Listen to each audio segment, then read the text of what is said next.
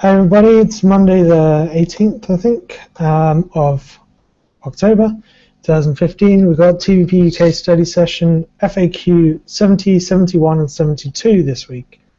Got a full house of people, some new, some old, so I think we'll go do a quick rounds of introductions, if everyone's okay with that. I'll start. I'm Aidan, I'm 26, we live in Swindon. I'm a software programmer by day, and I try to help use that a little bit with the Venus project to help to run the applications that we have for the Venus project. I also am a point of contact for TVP UK, and we generally run things like this. Been doing this for, I don't know, maybe a year and a half, could be 2 years by now, I'm not sure. It's been a little while, and it's really fun. So I'm going to go by my screen, so if you don't mind, I'll just call out your name, and so we don't have awkward who's next. So Huri. Me.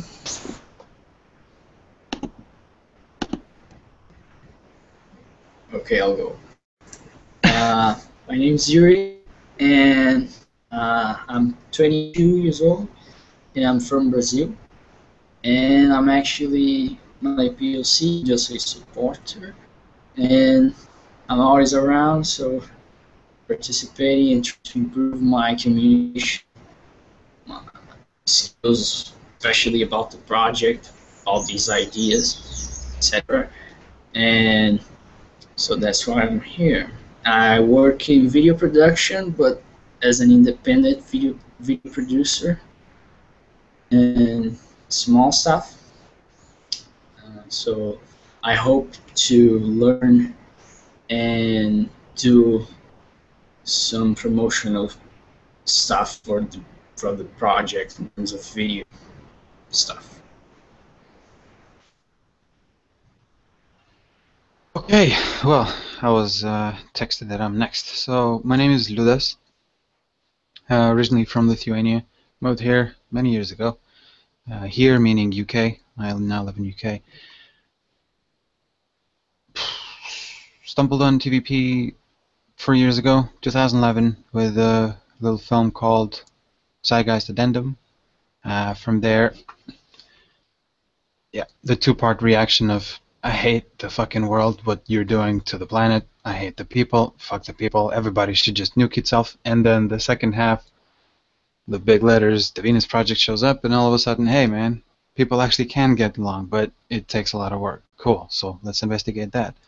With the investigation, I stumbled on subjects like general semantics and science and behavioral science and names like Sapolsky and Gabor Mate and James Gilligan. And essentially those names mean perhaps nothing of themselves, but what they offer is a lot of understanding in all kinds of very critical areas in life. If you're a human, it's going to matter to you. Currently, I'm depressed, fucking miserable. I hate a lot of things, a lot of people. I'm a professional procrastinator. I play a lot of video games, but recently finished POC orientation, and so even though in that sorry-ass state, I will try to, I don't know, keep going, I guess, with everything, with TVP, with trying to help people and the planet and the rest of the shit. We'll see how it goes. That's all I got.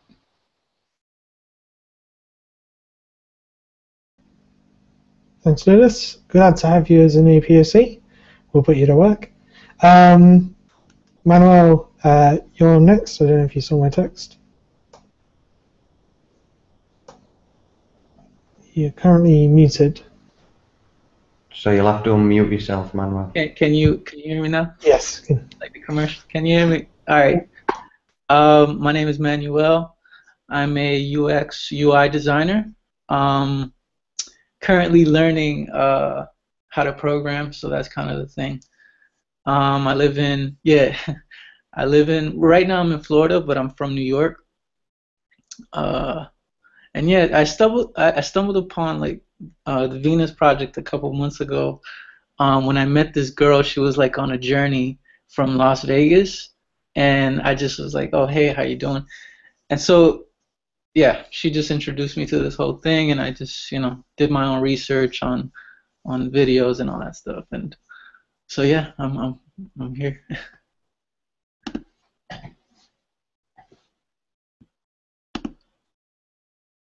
That's it. Yeah. I'm Mick. I'm 30, from South Yorkshire, England.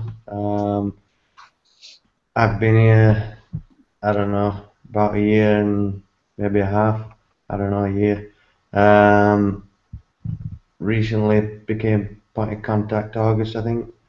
Found out about the Venus Project through Zeitgeist Addendum, and enjoy coming and talking to people like-minded. So, yeah, that's me.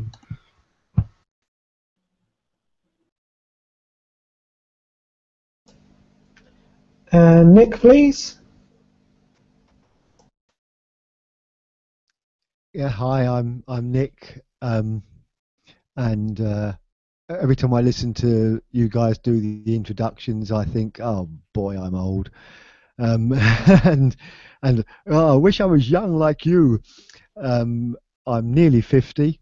I've been following what's been going on with the Zeitgeist movement and the Venus Project for around about 10 years, I guess, and accidentally stumbled across the UK branch a few weeks back and thought, really, I suppose it's about time you got involved and found out what was going on, and been coming here every week since, often managing to stay awake for the whole process. I reckon that's about it for now. Anything else, text me. Thanks, Nick. And Thomas?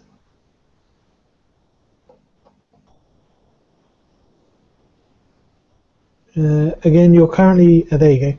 Yeah, hi. My name is Thomas. I'm 27, originally from Slovakia, but I live in England for the last 6 years. And I heard about Venus Project from the Zeitgeist movie, and since then, I was learning as much as I could. And at the moment, I'm in the orientation process to become POC for Slovakia, and I'm helping with the proofreading of the best that money can buy, and that's it. Awesome. Nice to meet you. Thanks for everything you're doing. And everyone, thanks for coming. All right. Oh yeah, just before we get on to the questions, and Mick's going to give us a quick update from the TVP POC meeting. It's every month, worldwide meeting. So Mick? Yeah, there was quite a few updates, so I'll just go through the largest. Brazil's doing pretty well. They've got quite a few teams. They've got emails checked and answered daily, Facebook page updated constantly, study groups running weekly, counting on an average of 5 supporters. Translation teams being extremely productive so far. Article on they've got an article on a website, and upcoming half-an-hour video interview being shot on 27th of this month. The promotional team's working with design team developing material for the upcoming events in 2016, and by the sounds of it, they've got quite a few events planned for 2016.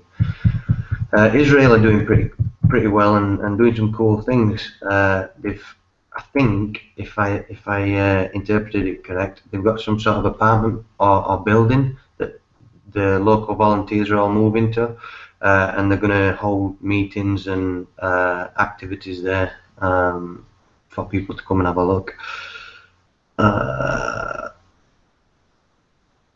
They have a YouTube channel, and their Facebook's reached 12,000 people, 12,000 likes. And Australia's got a new point of contact, so they've only just started kicking things back off, because I believe we had someone there before. And what else we got? And in Florida, they had a St. Petersburg Science Festival event, which apparently was a huge success with hundreds of people that viewed the event. I'm going to say that's about it, because I could go on all day, there's loads. Thanks, Mick. So it's good to hear what everyone's doing.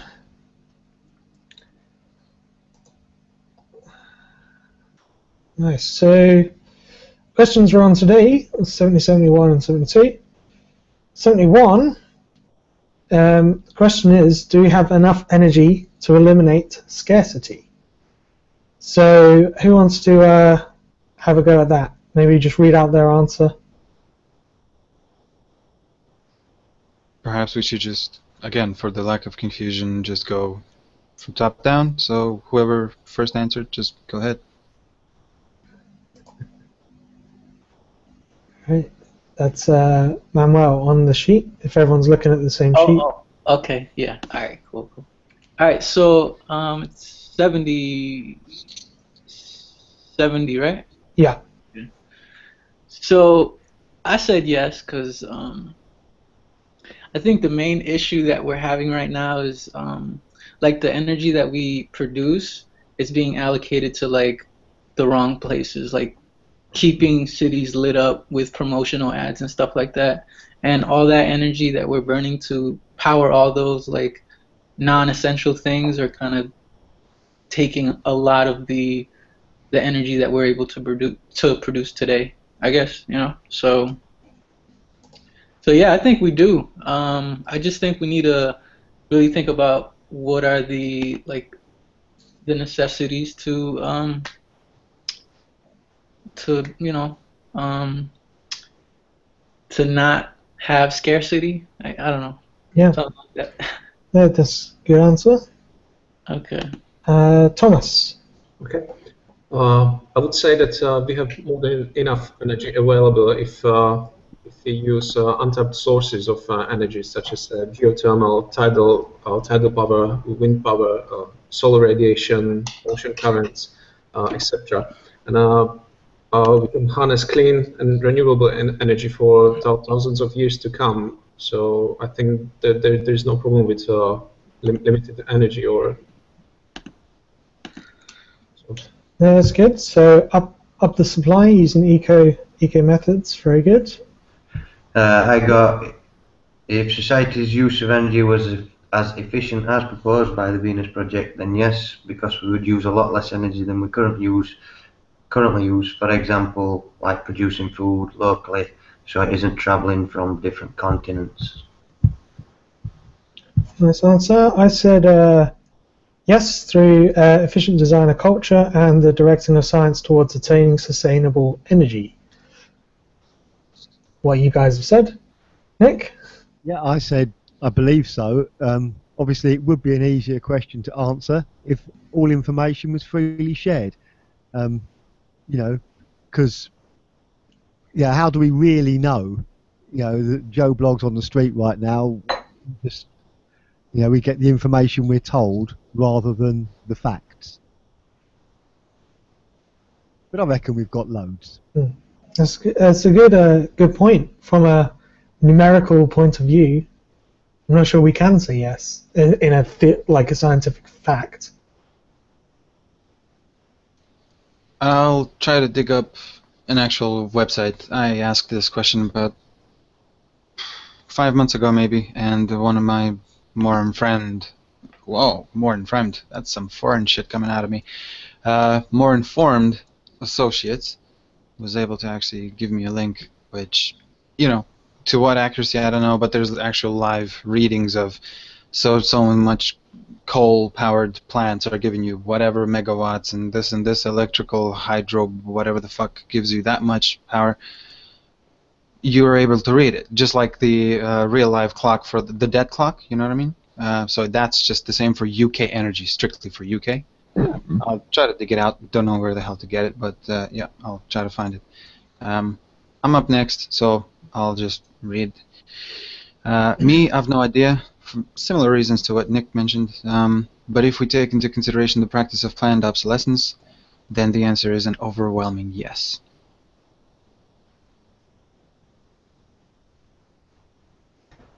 Mine was the energies available. Like the sun has a tremendous amount of energy. It's close to us, and so we just don't know how to harness all that power yet and use them. So it's a matter of developing into that, I would say. But yeah, actual numbers, I have no idea as well. Of course, this planned obsolescence is something that very concerns me, that today we actually use way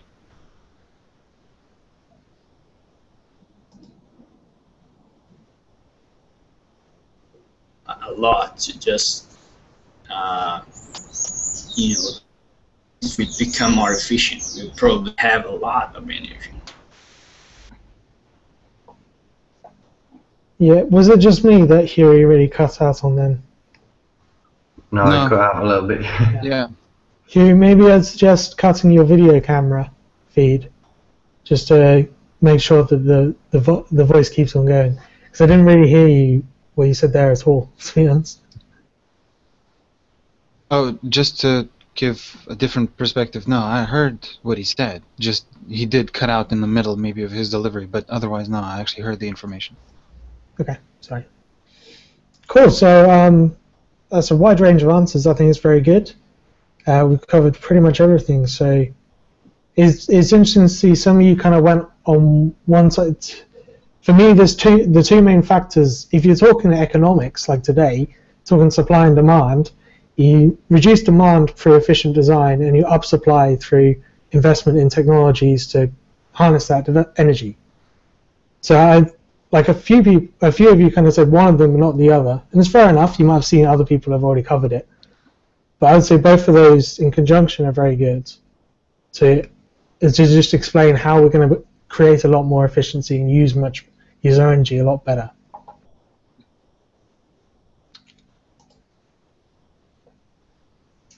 Nice.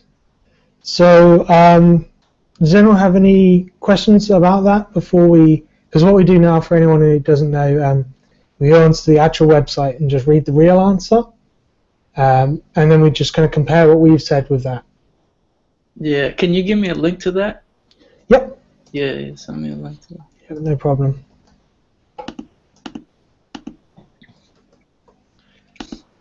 And you have to scroll down there again to find number 70. Okay. But I'll read it out loud.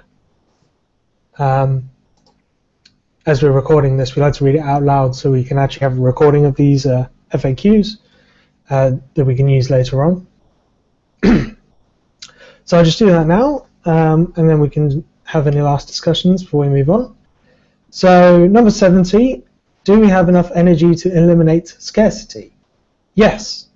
The potential of untapped energy sources is almost limitless if we utilize desert heat concentrators, wind, wave, and tidal sources. Even portions of the Gulf Stream, the Icelandic current, and the Japan current could eliminate all of the energy shortages in the world today. If we had utilized the money that we spent on military systems for the last 40 years and put it towards developing clean sources of energy, the world would be a far better, safer, and cleaner place for humankind. The potential of geothermal energy is almost limitless and can easily supply enough energy for all of the world's needs. Even if we harness only 1% of the geothermal energy of the Earth's outer crusts, we would have available approximately 500 times the energy contained in all of the gas and oil reserves in the world. This source of energy gives off little or no sulfur compared to fossil fuels, fire-powered plants, and they emit no nitrogen oxides. In addition, geothermal installations require very little dedicated land as compared to other power plants. The drilling of electric geothermal wells has far fewer environmental impacts than other energy sources, and there is no need for mine shafts, tunnels, open pits, or waste storage. A great deal of the energy is available in the outermost layer of the Earth's crust, which is approximately 6 miles, and this potential energy source is available throughout the world, of the Andes Mountains in South Africa to the Gulf of California, the Rift Valley of Africa, the Mid-Atlantic Ridge, and along the Bering Strait. fairly long one. But good, some specifics in there of technologies that we could use. That was funny that he talked a lot about geothermal and not much about solar. Yeah, Jacques does have a, I don't know, a favouring towards geothermal, let's say. It's one of the ones that he likes to pull out the bag of, this is really good. And actually, there was the one that I saw where he was asked, why not solar, why geothermal? And solar doesn't work when it's dark. Geothermal works all day round. So it's actually, its potential is a lot higher. Yeah, and solar's quite inefficient when it's too hot for it. Definitely today, who knows where technology could make in the end. I'm sure we'll have some sort of solar power, but it's just one thing that Jack definitely goes on about, and he obviously knows about geothermal, so he can kind of talk about these facts as an example.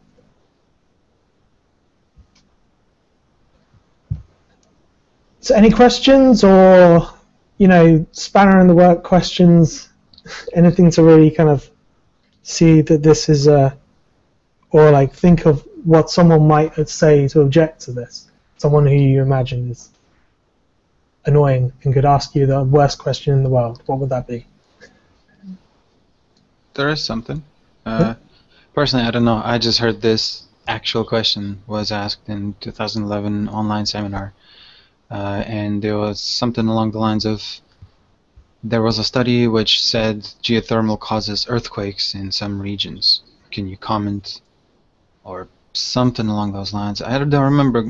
Jacques did squash it, but I just can't remember how. But so obviously that kind of thing, you know what I mean? Immediately it's like, earthquakes, holy fuck. Yeah. And then, but so I like it. I mean, personally, to me, the answer gives, for one, says less, right? So what the hell are you talking about? Talking about sulfur or some shit, emitting less sulfur compared to the other power conversion methods, which, again, I like that because it doesn't say, no, it's the perfect, that's it, it's just the ultimate trump card to all our energy needs. No, it just says, well, it's a lesser evil. So if you want something, here's this thing you can use.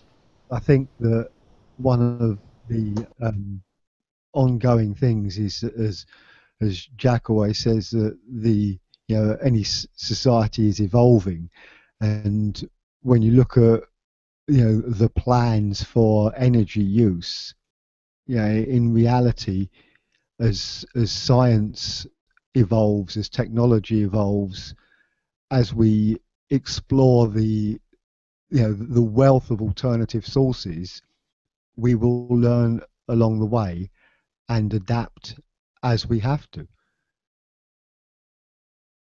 which is a better plan than doing what the businesses say is a good idea, obviously. I think somebody mentioned somewhere where I read somewhere that once you're over the hump of getting renewable energy in, you don't have to worry as much about like the fossil fuels given off. So I think that's the main thing, that if we start working now on renewable energy, then when it comes in, I mean, we're still going to use oil for things that's produced with oil, but there'll not be as much of the carbon emissions, hopefully. I just think if you're interested about this kind of stuff, there's a very good book I've just put in the text chat called Green Illusions, and it's really, really good because it's someone who's pro-environmental. He is very switched on. He wants a world to be around in 100 years. He's that kind of guy. But he's critically looking at the green movement today and what it's accomplished and going, well, this is nowhere near enough. And what they've accomplished compared to what mainstream is actually on, he's just talking about, well, the solar panels that we are actually going to cause a massive problem very soon, because the first generation of solar panels, they weren't designed to be broken down, and they actually give off like X amount more carbon, all this stuff afterwards. And you're just like, whoa, clever. I can't remember exactly, but I found it very, very interesting.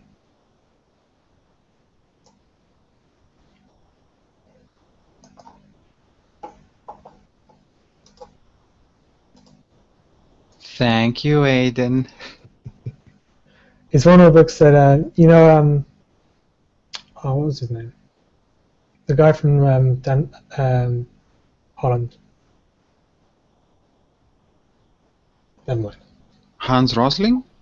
No, the supporter. He was POC for a while, but he dropped out about 6 months ago. Risto Kantonen? No, from Holland. He like hosted these while I was away. Doesn't matter. No. No, that's his name.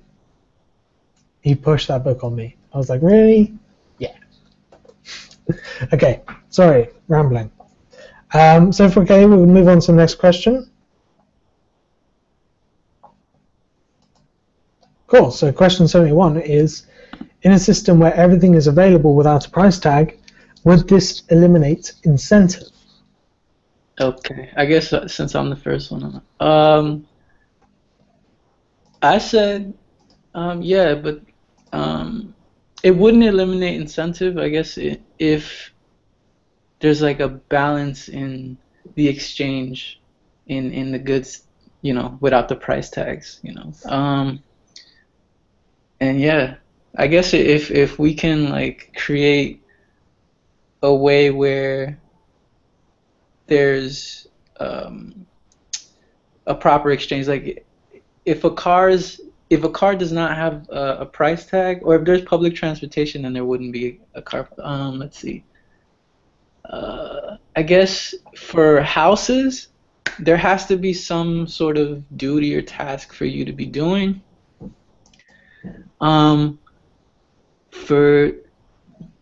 Yeah, I guess. I mean, I don't think there'll be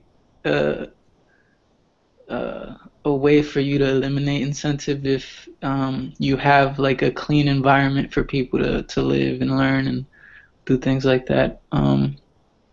Yeah, I think colleges kind of have this similar kind of environment where you're learning.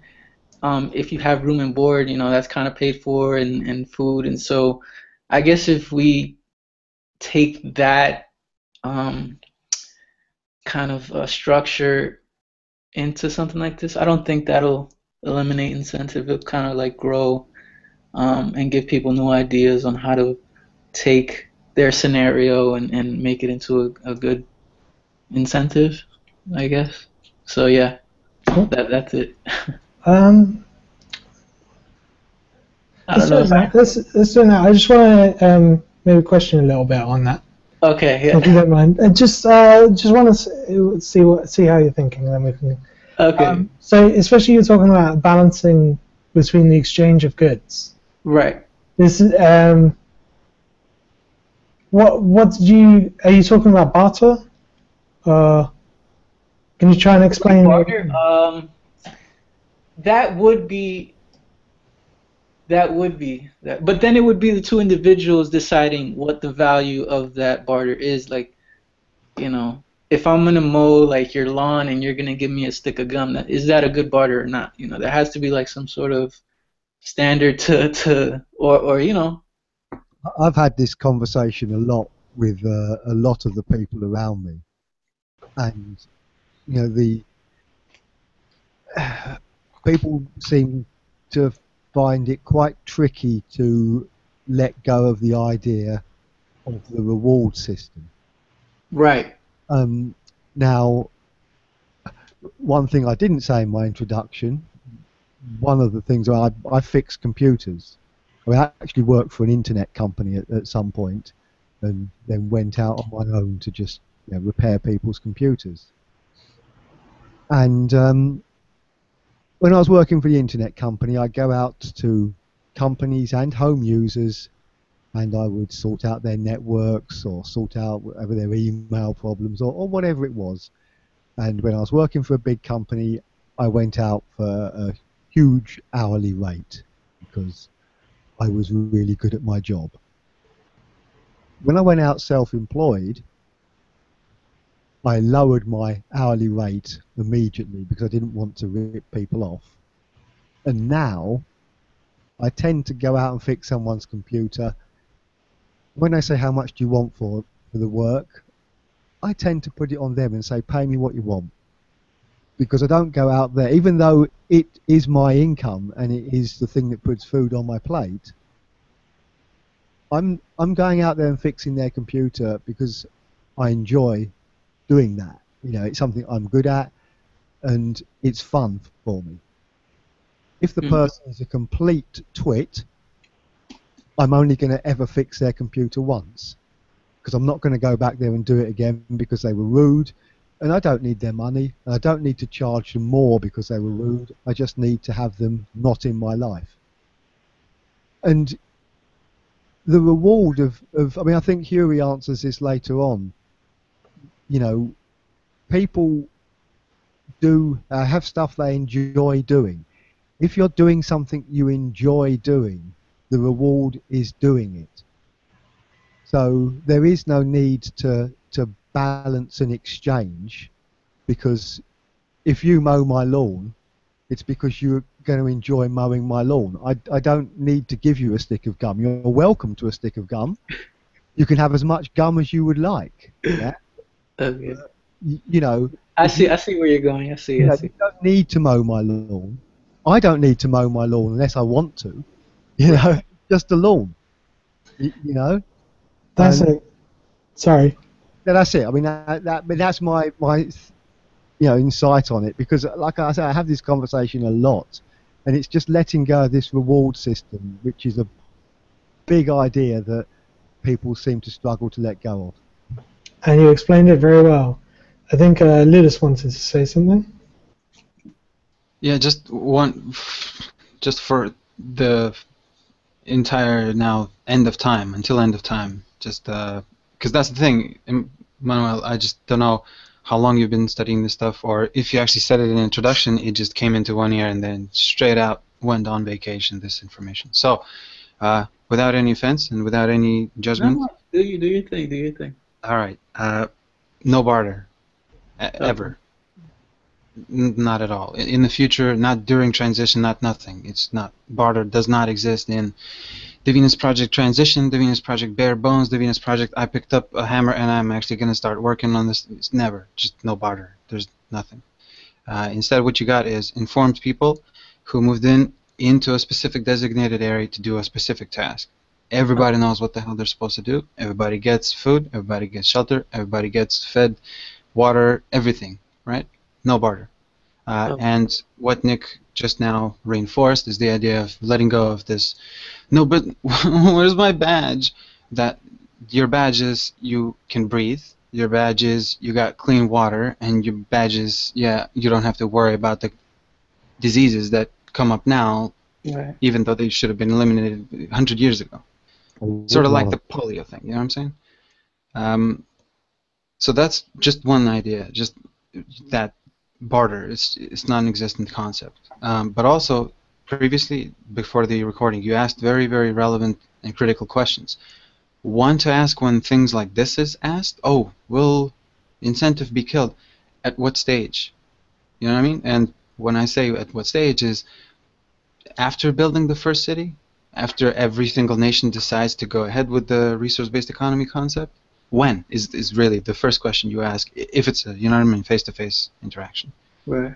But otherwise, barter, non-existent. You got a resource distribution system built by people who, again, agree with the values and proposals of Venus Project. Everybody hops on board, starts building shit. It's just that simple. But I just really wanted to convey just this idea that barter is a long-gone thing that should not be considered, because now, due to computerization, cybernetics, just computer systems in general, they keep getting better and better every year. Right. You can miniaturize things, and you can take account of your resources and manpower and whatever else much quicker, more efficiently, and nobody has to pay for it if there are enough resources to get this thing in place in the first place.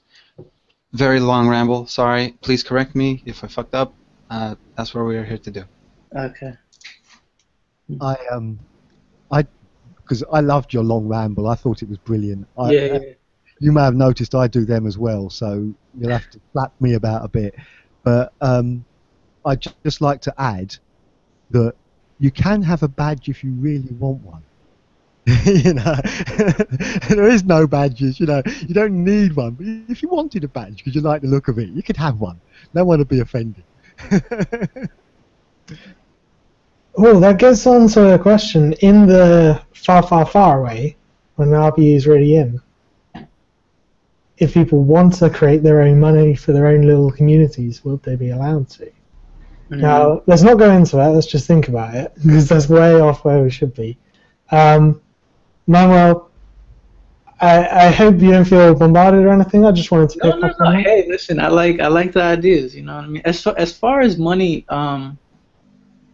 like our, money system now doesn't work, I guess, in some ways. So what about like Bitcoin or like those money systems where it's like, is that relevant? In the end, they're just one more level of arbitrary than a money that, I know in the US your money is definitely not backed by anything. At least it's paper.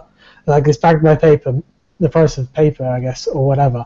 But like Bitcoins and stuff for me is just arbitrary. Why not play life by the money you have in your GTA bank account?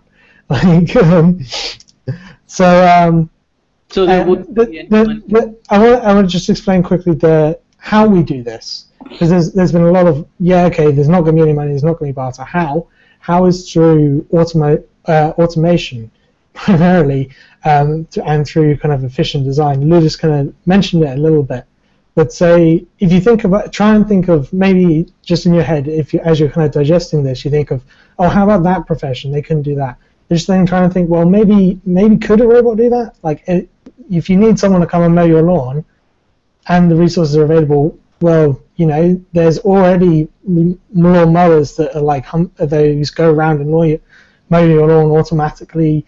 You could genetically modify grass not to grow past a certain. There's a whole bunch of things you could easily do and implement if that's a real problem. So the one of the main tasks of the Venus project is to automate all boring and repetitive jobs. Gotcha. To free people from those jobs, but still provide the services. So if your job is shit, automate it. Yeah. There's a really, really good movie. I know we're kind of maybe putting a lot of stuff that you might want to go and look at, but there's a really good movie called We'll Work for Free. And it just goes through sector by sector how the economy can be automated. It's very, very clever. Oh, We'll Work for Free? Yeah, I'll try and pass you the link in the chat box. I had quite a long chat this weekend with a friend of mine who likes to object to a lot of my Facebook posts, and he's very much a capitalist and earns a fortune.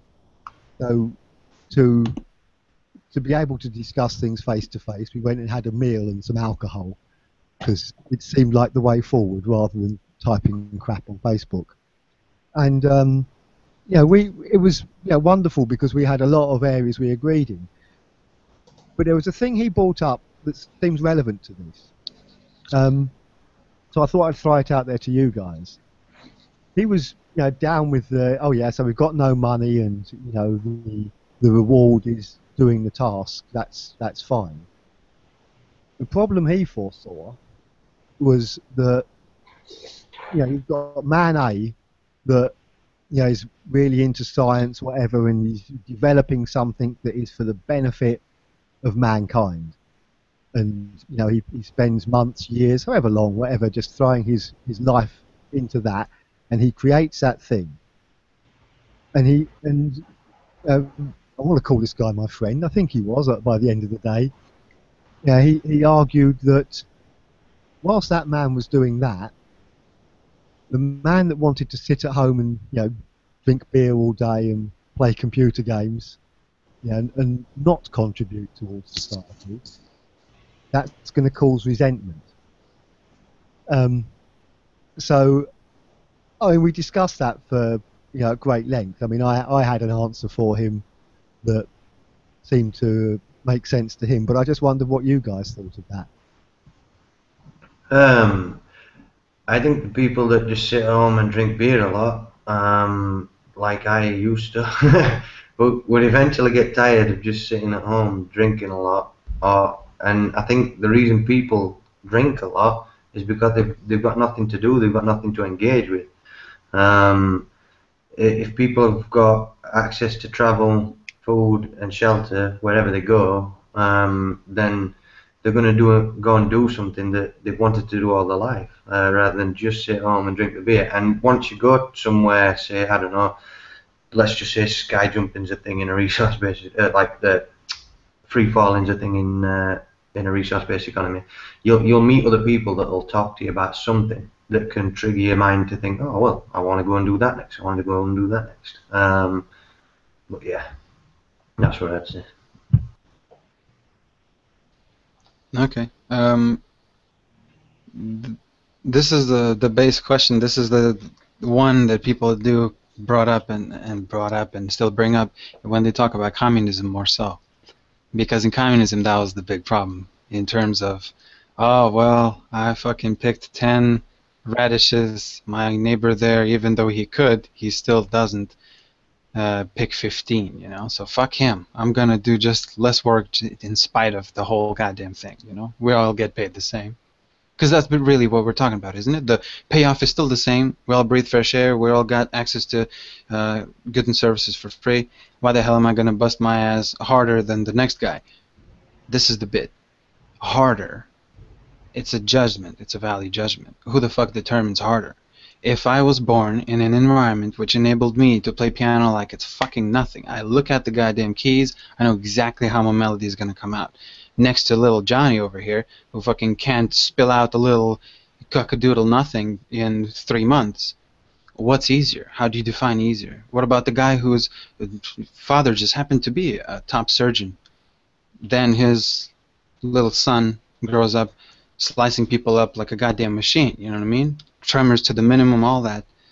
And then you got the other person who, through struggle and, oh fuck, I don't have enough money for the loans, he's stressed, plus I haven't eaten because I don't have the fucking time, I'm rushing, dressing myself as I run to the goddamn lecture. All of these things contribute to how well you do stuff and how then in turn you judge the work or task or the performance that you're doing. And because you've put in so much work, because you're on so much fucking stress, and you already have very little physical and mental resources to deal with this stress you're experiencing, you think the whole fucking world should be kissing your feet because, hey, you know what? After all, now I'm a goddamn doctor. Fuck you with all this thanking me for more work, paying me a premium of crazy money, right? But that's not how sane people think. You know what I mean? How come Richard Feynman, after going through trauma, you know what I'm saying, contributed to the goddamn atom bomb, seeing people destroyed with his handiwork, recovered by understanding the very simple fact, I didn't critically ask a question of why are we doing this. It was a challenge. It was a challenge in front of him. What I'm trying to say is very simple. If the environment in which you exist universally says, all right, so let's consider what's this whole human behavior. What do we want out of the people who live here? All right, we want to get along, want to feed each other, want to understand each other, not get angry and crazy when somebody says some shit against my ideas or whatever it is. All right, cool. How do we achieve that? And the how do we achieve that is going to be the cornerstone of all your schools, all your TV shows, all the soap operas, all the reality TV shows, whatever the fuck. Nobody's saying end it all. Nobody says we don't want to see Tom Cruise anymore. Yeah, fine. Tom Cruise is still going to be the badass running around and fucking jumping out of planes or whatever. But for what reason is going to shift? We're going to advertise all this stuff in the same way as you see the crazy products advertised. But the advertising is going to be for compassion, understanding each other, understanding the world, how we interact, and how to do so in the most optimal manner. Again, sorry, long rant, but point being, you set up an environment in the way that you want it to perform, and in the way that you want people to perform in the environment. If you got the means and the knowledge how to do that, not going to be a problem. You're not going to get these questions asked is the point. And you're still going to maintain a very wise and giving population. But that's just my idea. I don't know. I don't think it's just your idea.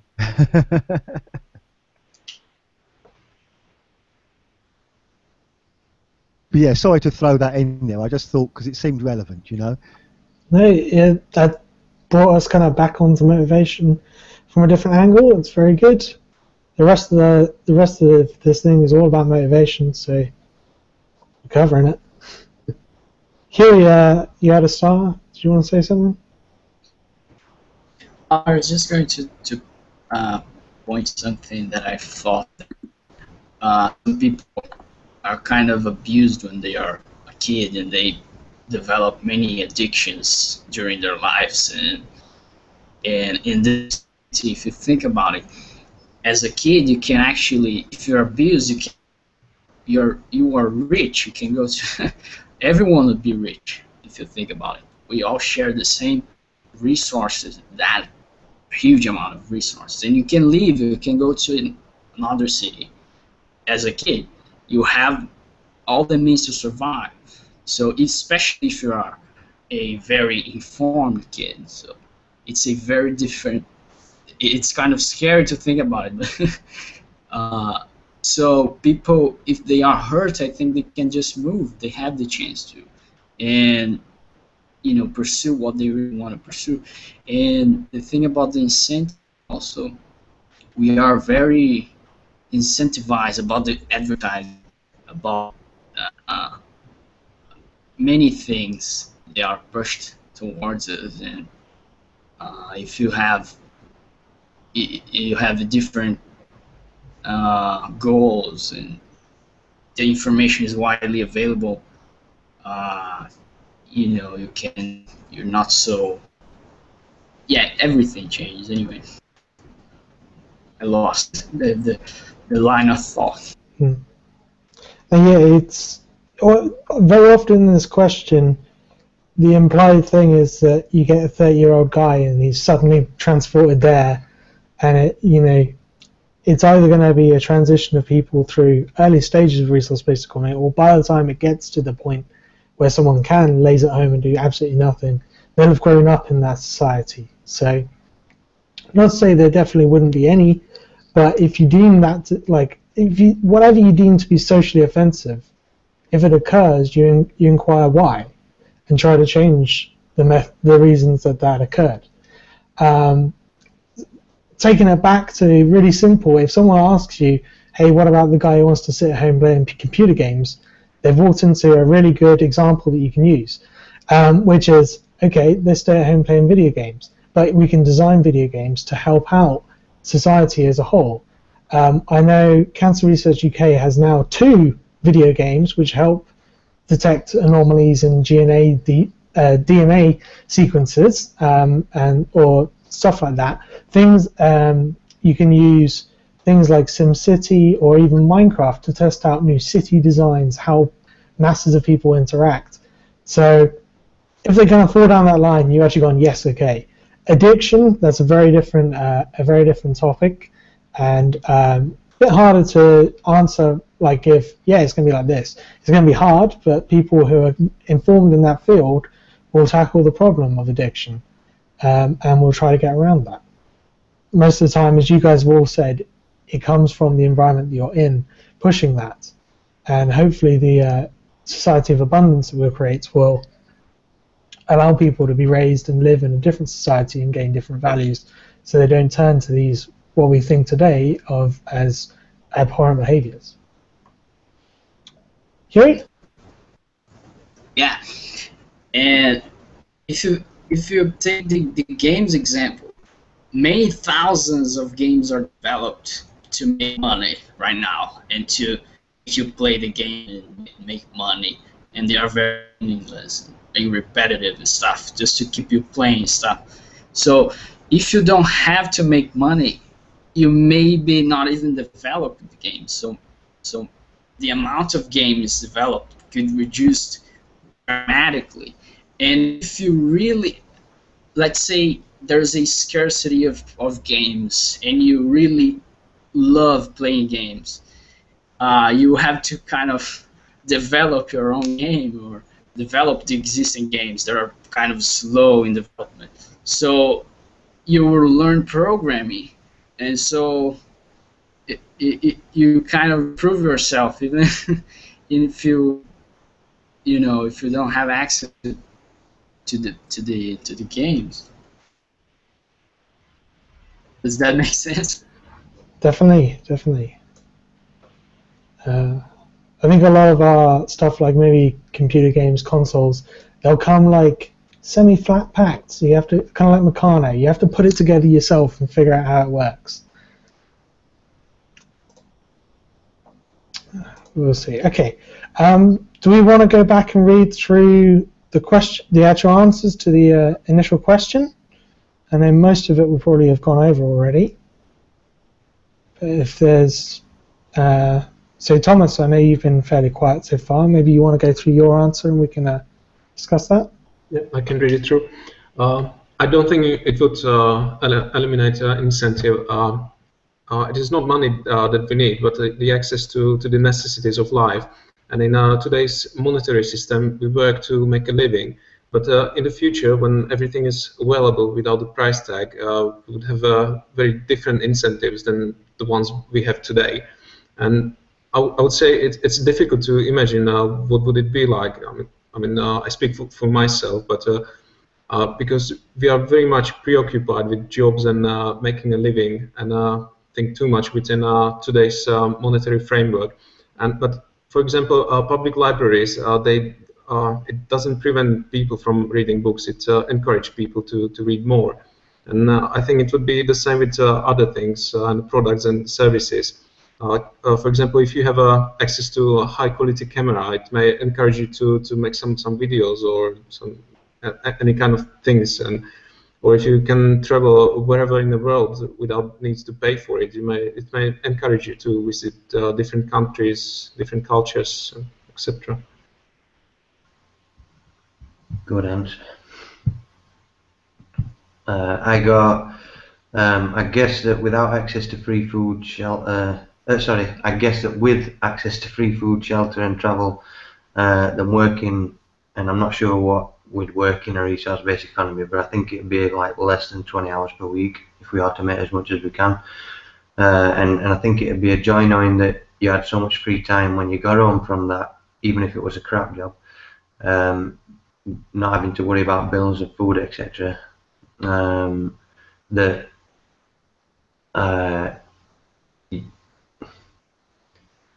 I mean, like if you think about it, like people work 40 hours a week now, and then they get home, they're too tired to do anything. Whatever they do, they've got to pay to do it. Whereas if you're less tired than working full time, and you don't have to pay to go and do something, then I don't know, if you've got kids, you go and take kids to go and do something interesting. And Aidan's put the short version in the chat box. There's a talk by Dan Pink on YouTube about motivation, and he talks about the third drive, which is based on mastery, autonomy, and purpose, which is another motivation for people other than just getting the food, shelter, eat, and light.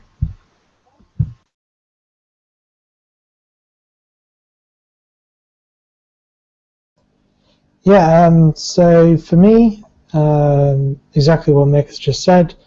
And interestingly, I've just been on a communication course at my work, and they've said exactly the same thing, so we're not chatting nonsense. I can't remember exactly the model, but there's kind of 5 areas, which is, food, water, shelter, education, that kind of thing. Base things that if you don't have them, then it's stress and you end up dying. Once you've got them, you then need this extra level to be, okay, you're alive, and actually you'll seek this out through just bumping into things and generally giving yourself motivation and a feeling of kind of goodness about yourself. And the 3 things, as Mick I think just said, mastery, autonomy, and purpose, all with capital letters. I can explain those a bit more detail if you like. Again, the Mick's video it sums it up in 10 minutes with real examples, much better than I could. So do check that out.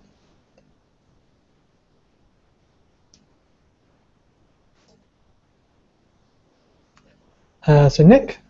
Yeah, I said if you're encouraged to pursue your interests, and you can easily change your interests and learn new stuff, I would think that would, people would have more incentive to try new things and find out what actually enjoys or interests them the most. As you've said, when you've got the access to the basics, it allows you to explore what you actually enjoy. you know, and if it hasn't got a price tag on it, you can keep on exploring until you find what it is that you enjoy, which is again very much, you know, unlike today at all.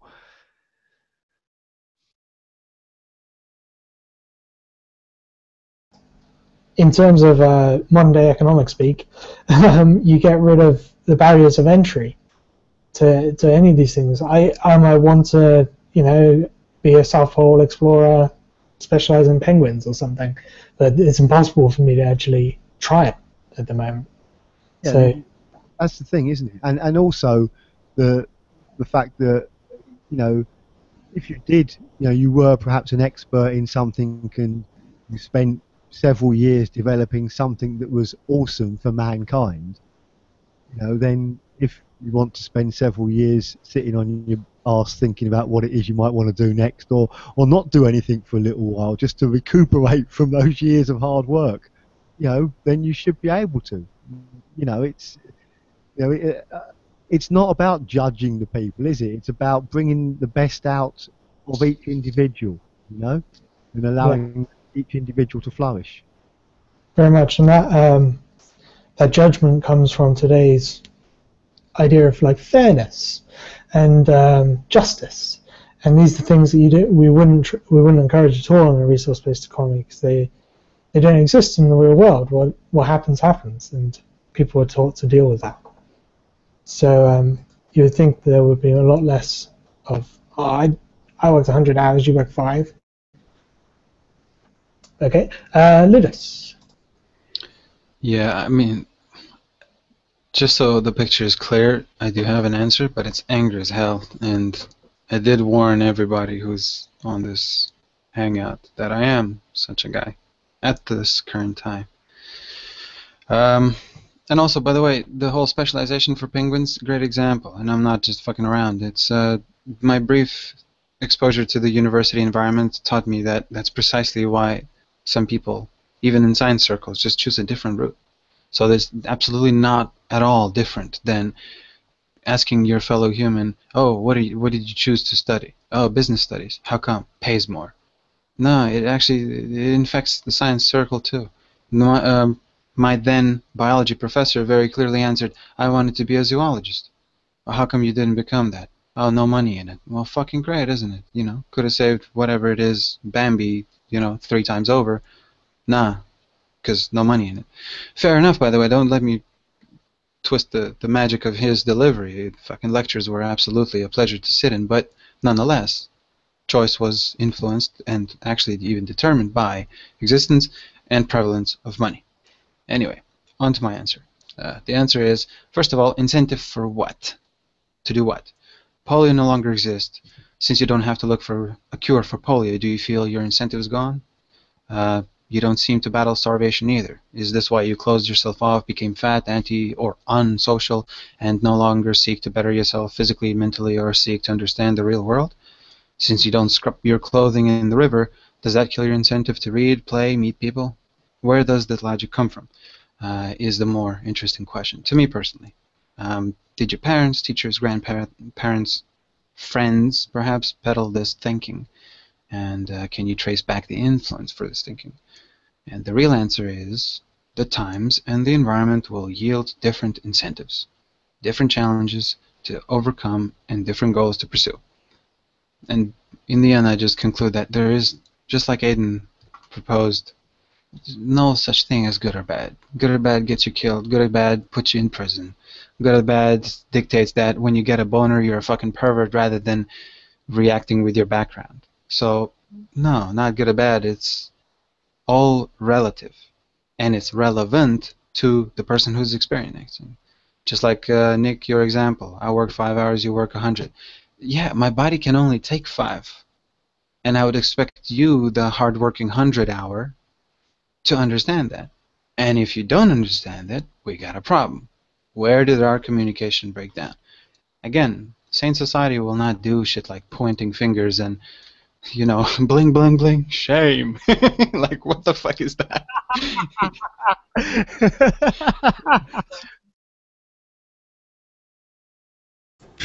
Oh, my answer starts much like the end of Yuva's answers, which is motivation seems to be dependent on values and what you get from the environment, what is valued, and like music, art, etc., dance. Some people want to be a musician, but people say, "Oh no, you can make money with music. You can't make money with art.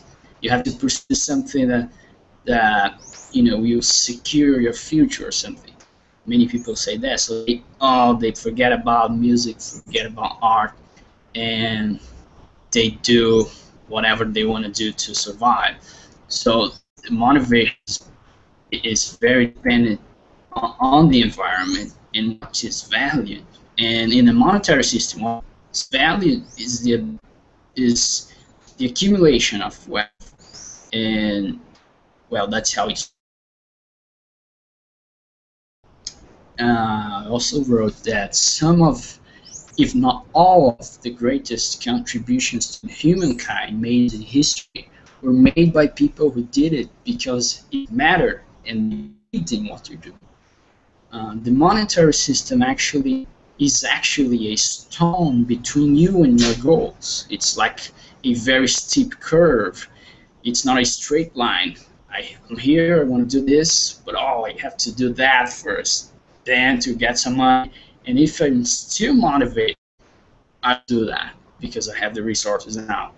And so we have many challenges. So, in schools, Jacques mentioned that we would be presented many challenges during school. So we would have many challenges around us, but we first need to survive to make a living. So we don't focus so much on these challenges. We forget about them. But there are many. The universe is huge. Who said this is all about this little game we play here? There's a lot to be discovered and to be played with.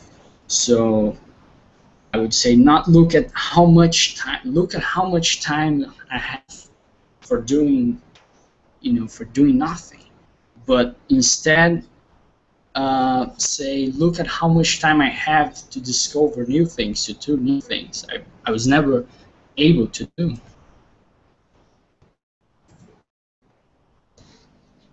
Great answer. And just personally, I really like the bit where you said about, there's lots of challenges out there for science. I definitely remember having the impression when I was younger that there's no point going into science because there's not much new to discover. Just because you're taught facts all the time. And you're like, we found all the facts. And I don't know, I'm sure no one told me that specifically, but I definitely kind of had that feeling. But hey, that's just me. Shall I read out the real answer to this? It's fairly short, and then we'll just quickly go over any last things about incentive and to just kind of go over the next question, but it's basically the same question. Okay? Please. So 71, in a system where everything is available without a price tag, would this eliminate incentive? We do advocate that all people have access to all goods and services, medical care, education, shelter, food, and so forth. It is not enough to provide the necessities of life alone. We feel that our proposals will generate a new incentive system. Human beings need challenge in order to evolve intellectually and maintain a high level of curiosity, and need to overcome shortages. The type of education that we advocate is the intelligent use of existing resources and protection of the environment. The shameful thing about the free enterprise system is the wasted lives of many people. Young girls standing behind counters in department stores waiting for a sale, men and women working in industrial plants using a small part of their mental capacities. In the schools of tomorrow, people will learn how to relate to others intellectually, cooperate and share ideas to help make the world a far better place, and not to squander resources in wars and military expenditures. Cool. So pretty much what we've all said. What would you say to somebody who said like Ludus was talking about things being relative.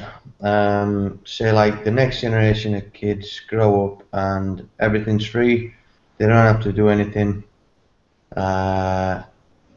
Do you like? Because I've had people say to me, "Oh, the next generation would just be lazy and not want to do anything." What would you say to them?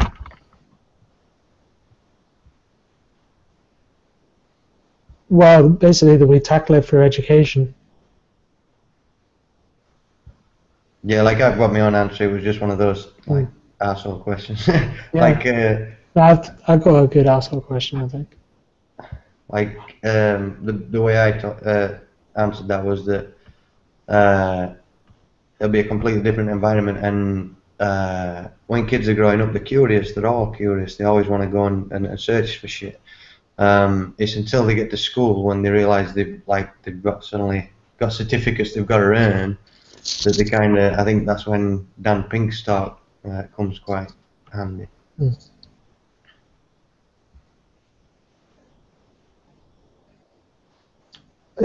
Anyone got anything on that? Otherwise, I'll ask another asshole question, just quickly. No, yeah, I mean, fuck, I keep forgetting Ben. God damn it, Sir Ben some shit. I forget his last name too. But yeah, the guy who basically also advocates education to the most critical. You know, where he gives an example of imagine Shakespeare kept reading and writing, and then his father goes, "Put the goddamn book down. Go outside and play." You know, shit like that. It's relevant examples, but the point being the same. All that access to resources and all this supposed leisure would be backed by understanding of why you have it, how you have it, why it makes sense, and how to relate to people and the environment. It's not. And then, of course, alright, if you want to be balanced, to the degree you won't, you'll fuck up the environment, have wars, have constant quarrels and aggression towards one another, and will be a mass fucking suicide on a global scale. So either way, it's gonna get itself worked out. The Earth will survive is the fucking point. So thank God for that, or thank whatever human rationale. So a question that some of you guys might have, especially now as we started paying 5p for carrier bags, is when in a society where everything's given out for free, what's your incentive to reduce, reuse, recycle? I would say that the systems would be in place that it's a lot easier to recycle. You don't have to go travel somewhere to go and put it into a recycling bin. It automatically gets recycled once you've carried. Say if it's a carrier bag, you take the carrier bag home and drop it into a little bin, and it sucks it off and shoots off to wherever. Nobody has to come and collect that shit. And everything is made cradle to cradle rather than cradle to grave. So maybe focusing on, when everything's for free, wouldn't we just use more of it, and wouldn't that cause an environmental problem?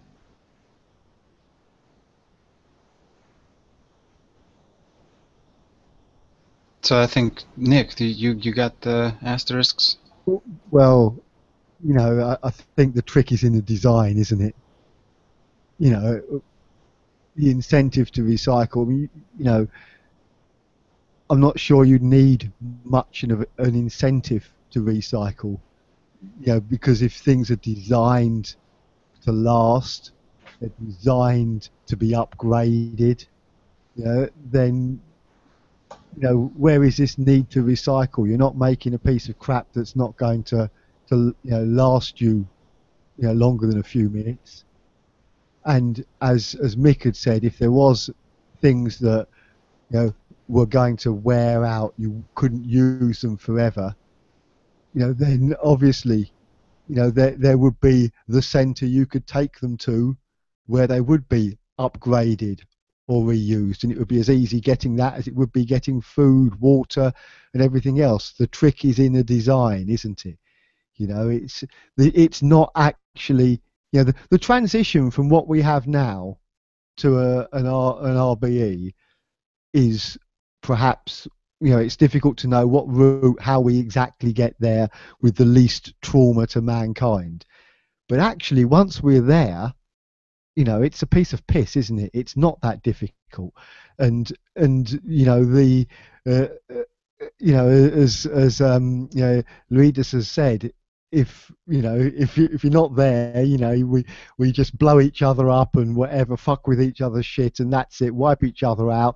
But the trees glow, the plants are fine, the insects survive, the world will still be good. You know, so you know, it's a win-win situation, isn't it?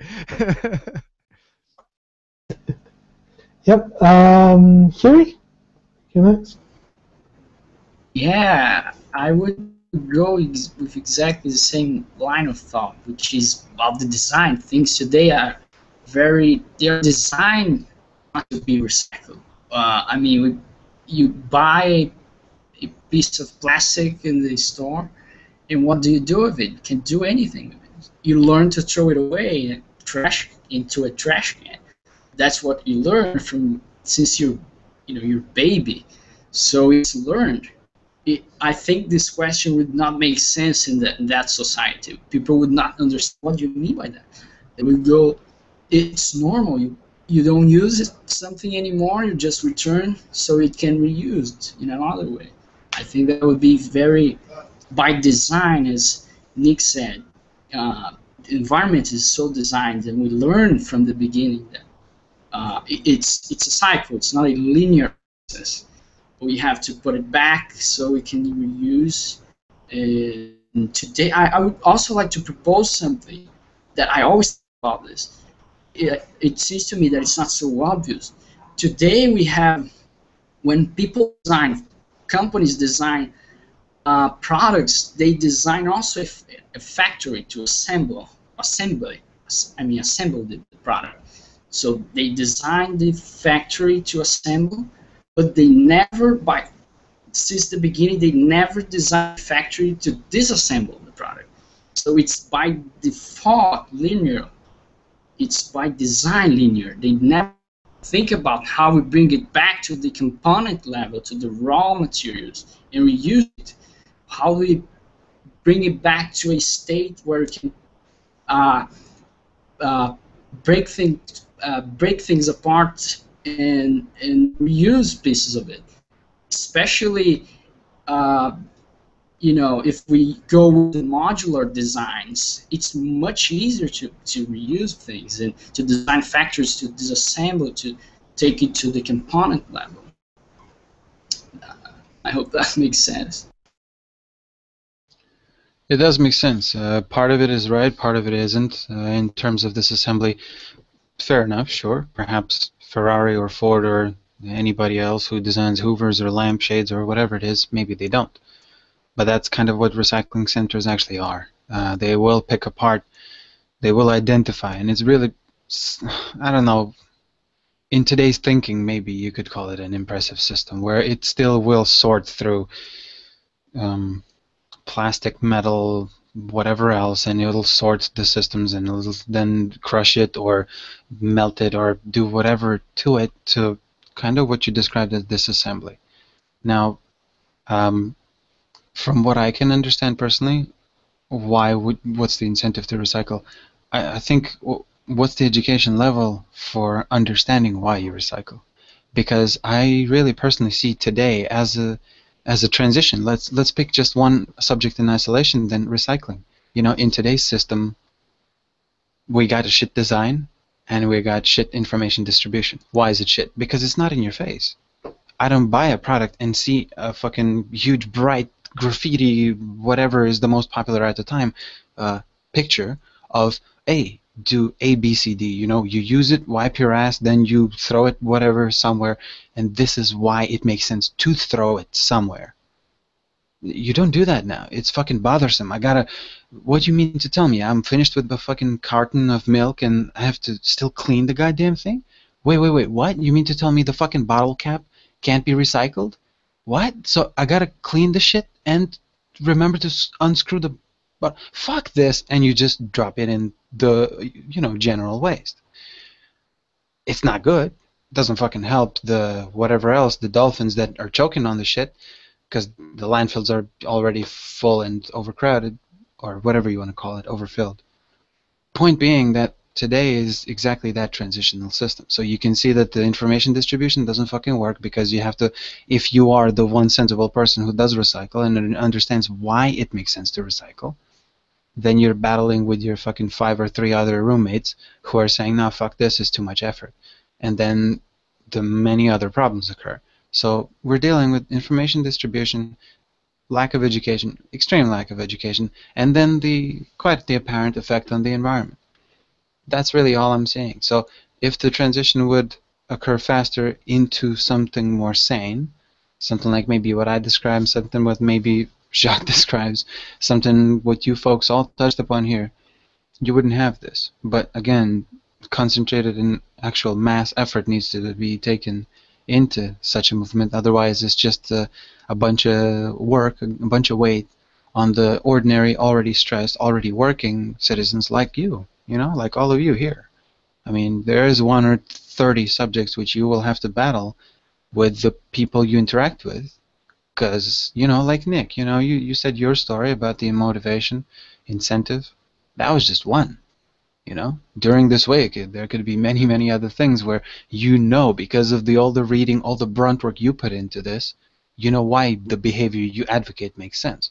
But the others, not only do they fucking not admit that, oh no, I don't know, I have not read this stuff that you now reference, and you tell me why you talk the way, I'll fucking make sure to ridicule you for telling me this stuff.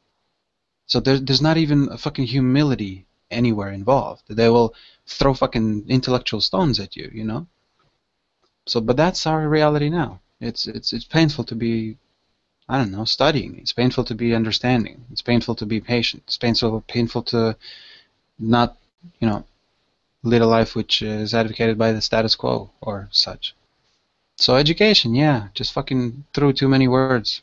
Just like Aiden said, education. Thanks, guys. Between you all, you've done really well answering that question exactly how I wanted to answer it, plus some extra goodies as well. So, well done. Just, for me, the way to kind of visualize it is that today the say green movement or reduce, recycle, all that stuff, it puts all the emphasis on you, as Lewis said. It puts it on the end person because the blame just gets shifted all the way down until you're the last person that's basically has any kind of say, and it just kind of feeds off today's individualistic kind of values. Whereas, of course, if you look at it from start to finish, how can you solve it? Then yes, well done. You get to the Venus Project and you get to, you don't have food wrappers. You go to a place and it gives you food, or food comes into your house without wrap. All that, I don't know. Whole design things to look at from start to finish. So cool. Just a question I thought someone might ask you.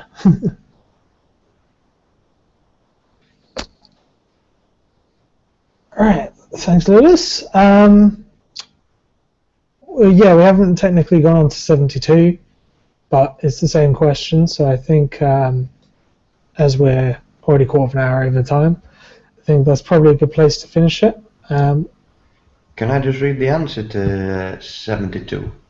I've just been reading it. I liked it. You can. I thought it was very long, so yeah, of course. TVP FAQ 72. Would people lose their incentive? You've been brought up to believe people are inspired by rewards or money. The free enterprise system does create incentive to achieve. However, it also breeds the incentive for corruption, theft, and greed. Our aim is to encourage a new incentive system, one no longer directed toward the shallow and self-centered goals of wealth or property and power. Today, financial barriers place enormous limitations on innovation, individual creativity, and personal incentive. In the Venus Project, money would not be required to help one achieve or create, as facilities would be made available to serve everyone's needs. I worry about people whose main motivation is money. For instance, if this is the motivation of a doctor instead of the desire to solve problems in the field of medicine and health and enhance people's lives, to many others and me, the services are not very trustworthy.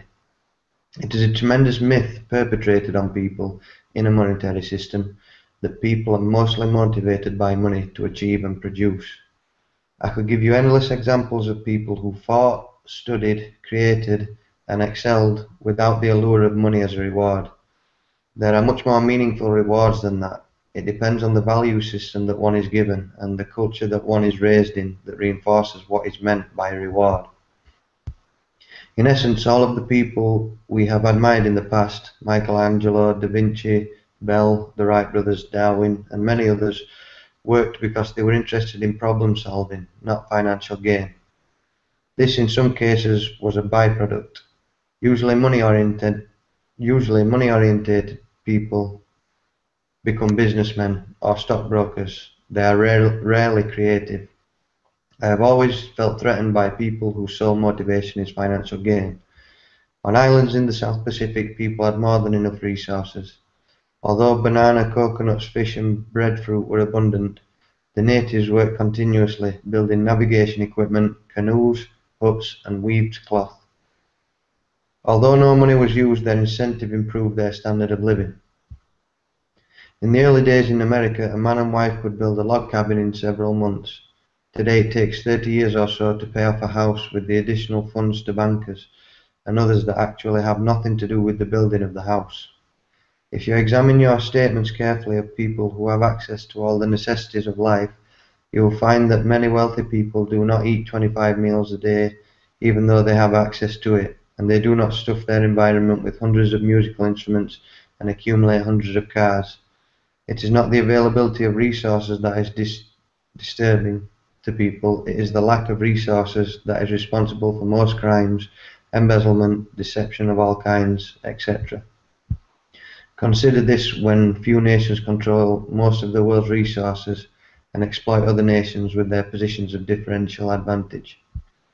All of the technical staff and everyone else will have access to a very high standard of living.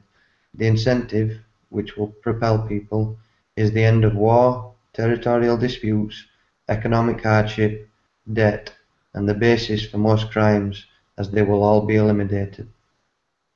In this new society as proposed by the Venus Project, the environment in which people are raised and educated will be based upon the fundamental principles of science and the comprehensive knowledge of the interrelationship between people and the environment which sustains all life. When I started reading that, I didn't realise how long it was. Well, you did well. You're right. It's a very interesting answer. I'm glad we went through it. Yeah, like what he said about the natives that like improved the standard of living, even though they had like all the food necessary to eat.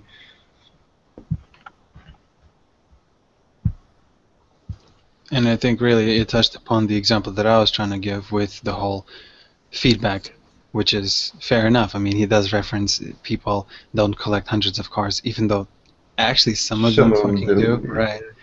But again, so what does that notify? That, oh, access to resources makes you a fucking sloth? Or that the value system which is in your culture is fucking poisonous and insane? I tend to lean towards the latter, you know? Well, I think I saw somewhere that like 21 trillion of tax dollars or something is in some sort of offshore account, and it's sat there doing fuck all. You know what I mean? It's like a status symbol or something for whoever's dodged the most tax.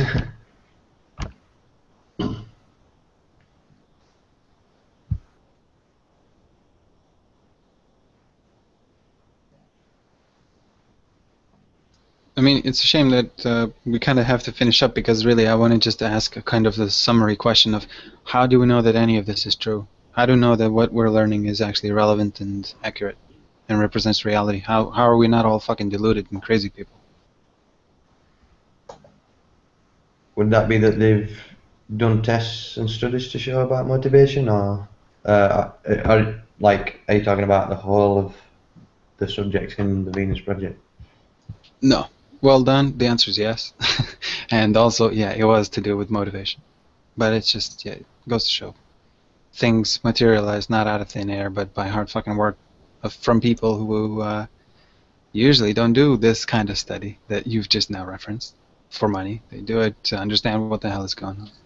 And I think in that, I think I heard it more in the short clip. I'm sure Dan Pink explains that the study that was done about motivation came from, like, I think was funded by like the Federal Reserve or something.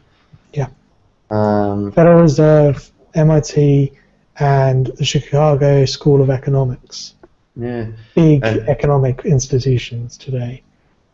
And then like I present this to like the factory that I used to work in, and they go, Psh, you know nothing. Like I was going to say in my answer about, like, you know, you look at children, you know, they're incredibly motivated until the point that you tell them you've got to do this shit, you've got no choice, and then their incentive just falls through the floor because it's no longer interesting. It is actually a life sentence at that point.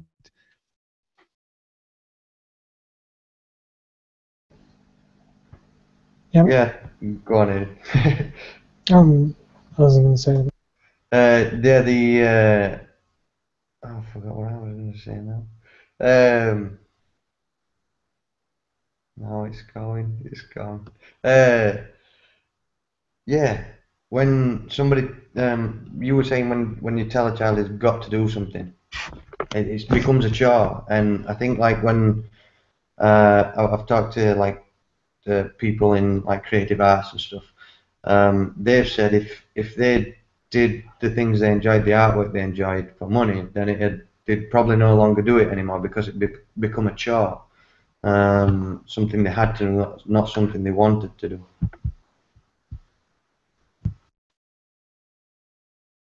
Definitely agree with that. Although I still think it's better to have a job that you're interested in than one that you're not in. Cool. You guys can keep chatting away. Absolutely no problem. I'm going to stop the broadcast now, just because I got to shoot off.